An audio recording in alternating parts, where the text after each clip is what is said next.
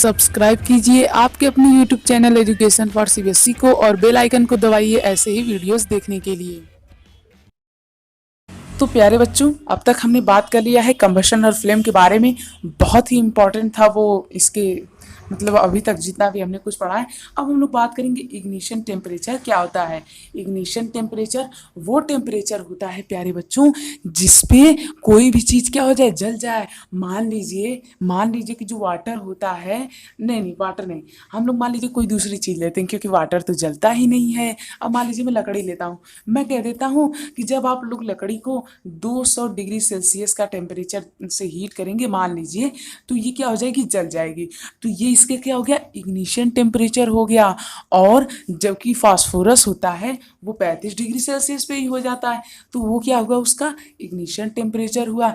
तो कॉपी और पेन लेकर के लिख रहे हैं ना, हाँ कॉपी और पेन लेकर के लिखती रहिए। जैसे मैं अभी अभी बताया, इग्निशन टेम्परेचर क्या होता है। इग्निशन टेम्परेचर वो टेम्परेचर होता है जिसपे कोई भी सब्सटेंस जल जाए। तो जिसपे कोई भी सब्सटेंस जल जाए उसी को हम लोग इग्निशन टेम्परेचर कहते हैं। इसे अपनी लैंग्वेज में, हिंदी भाषा में अपनी कॉपी में लिखिए ताकि आप लोगों को समझने में आसानी हो। अब हम लोग बढ़ते हैं आगे। अब अब तक हमने जितना भी सब कुछ देख लिया, ये सब हमें इंपॉर्टेंट तो था ही, पर अब हम लोग और भी इंपॉर्टेंट चीज़ों को देखने जा रहे हैं।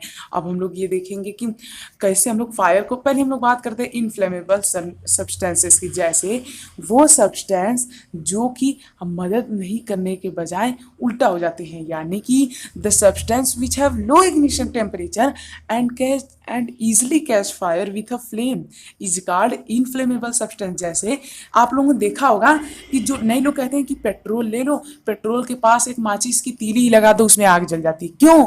क्योंकि उनका इग्निशन टेम्परेचर लो है। क्योंकि उनका इग्निशन टेम्परेचर क्या है, लो है। तो इग्निशन टेम्परेचर यदि लो हुआ तो उन्हें हम लोग क्या कहेंगे, इनफ्लेमेबल। तो लिख लीजिए फटाफट से अपनी कॉपी में, इनफ्लेमेबल की स्पेलिंग ये रही। इनफ्लेमेबल सब्सटेंस किसे कहते हैं, जिसका इग्निशन टेम्परेचर लो है, उसे हम लोग इनफ्लेमेबल सब्सटेंस कहते हैं। अब बात आती है फायर कैसे कंट्रोल करें। फायर को कंट्रोल करने के लिए पहला जो आप लोग पास आ जाता है वो है वाटर। पहला क्या आ जाता है, H2O यानी कि वाटर, और दूसरा आ जाता है कार्बन डाइऑक्साइड। अब देखिए क्यों, अब वाटर कैसे मदद करता है, क्योंकि वाटर जो होता है उसका जो इग्निशन टेम्परेचर होता है वो बहुत हाई होता है, मतलब वो कभी भी जलता ही नहीं। कभी आपने देखा है कि पानी जल रहा है, नहीं देखा होगा। अब बात करते हैं सैंड। सैंड को कभी आपने देखा है जलते हुए, नहीं। तो ये जो दोनों है ये मेन है। तो आप लोग लिख लीजिए कि water and sand are most useful to control fire. ठीक है ना। तो फायर को कंट्रोल करने के लिए सबसे इंपॉर्टेंट क्या है, वाटर है सबसे इंपॉर्टेंट, और क्या है प्यारे बच्चों, सैंड है। अब देखिए आप लोग देखे होंगे कि गाड़ी में कुछ ऐसा लगा होता है, ये क्यों लगा होता है, क्योंकि ये कार्बन डाइऑक्साइड गैस होता है। अब इससे क्या होता है, मान लीजिए कभी, भगवान न करें, पर मान लीजिए कभी किसी के फैक्ट्री में आग लग गई। अब यदि इस फैक्ट्री में आग लगी तो कार्बन डाइऑक्साइड जो होता है उसे यदि हम लोग छिड़क देंगे तो आग नहीं लगेगी। अब आप लोग सोच रहे होंगे क्यों नहीं लगती है, कोई तो कारण होगा। हाँ बहुत अच्छा कारण है, क्योंकि प्यारे बच्चों जो कोई भी चीज़ जलती कब है, जब उसे ऑक्सीजन मिल जाए। तो सोचिए जब उसे ऑक्सीजन न मिले तो क्या जल पाएगी, नहीं जल पाएगी। जब उसे CO2 मिल जाती है, कार्बन डाइऑक्साइड, तो वो उस पर एक ब्लैंकेट यानी एक चादर की तरह काम करती है। मान लीजिए कोई छोटा सा लकड़ी है, इस पर मैंने CO2 का छिड़काव कर दिया, तो ये क्या करेगा, कहेगा नहीं मैं अपने अंदर से किसी को नहीं जाने दूंगा। तो ये ऑक्सीजन को जाने ही नहीं देता है अंदर, और इस तरह का जाल बना देता है, और ऑक्सीजन को अपने अंदर से नहीं जाने देता है, आग नहीं लग पाती है। अब हम लोग बात करेंगे कंबशन कितने। यदि आप लोग यहाँ तक आ चुके हैं तो प्लीज़ हमारे चैनल को प्यारे बच्चों सब्सक्राइब कर लीजिएगा, और चैनल पे विजिट करना बिल्कुल मत भूलिएगा, बहुत सारे ऐसे वीडियोस वहाँ पड़े हुए हैं। देखिए यहाँ पे हम लोग बात करते हैं कंबशन कितने टाइप का होता है। रैपिड कंबशन, जैसा नाम से ही पता चला है, बहुत तेज़ी से कंबशन होता है। जैसे कि जो फास्फोरस होता है उसका इग्निशन टेम्परेचर बहुत लो होता है, नोट कर लीजिए, फास्फोरस का इग्निशन टेम्परेचर बहुत लो होता है, इसी वजह से ये बहुत जल्दी बढ़ जाता है। अब बात करते हैं स्पॉन्टेनियस कंबशन। ये वो होते हैं, ये ना तो ज़्यादा तेज़ जलते हैं, ना तो ज़्यादा जल्दी जलते हैं, ना तो ज़्यादा लेट, मतलब मीडियम वाले रहते हैं। और यहाँ पे अब ये चलिए अब लोग बढ़ते हैं आगे। तो रैपिड और स्पॉन्टेनियस समझ में आया। रैपिड मतलब जो सबसे तेज़, और स्पॉन्टेनियस मतलब जो मीडियम हो। अब बात करते हैं एक्सप्लोजन। तो जो एक्सप्लोजन होता है ये क्या होता है, ये ना तो ज़्यादा ये सबसे तेज होता है। सबसे तेज मतलब कि धमाका हो जाता है, टुभाग।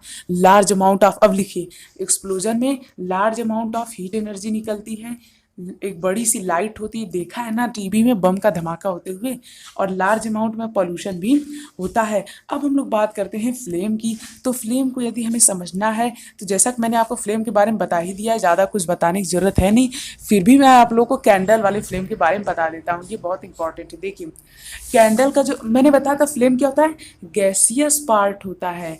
कहाँ का, जो कोई भी चीज़ जल रही होती है तो उसका गैसियस पार्ट क्या कहलाता है, फ्लेम कहलाता है। अब जो इसका यहाँ पे फिगर में उतना अच्छा नहीं है, देखिए मैं समझाता हूँ। ये है, मान लीजिए हमारी फ्लेम, और ये है आउटर रीजन, ये है मिडल रीजन, और डार्क कलर में यानी कि लगभग काले कलर में होता है नीचे वाला रीजन।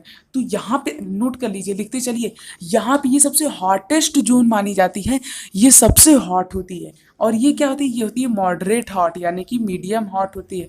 तो ये क्या हो गई, मीडियम हो गई।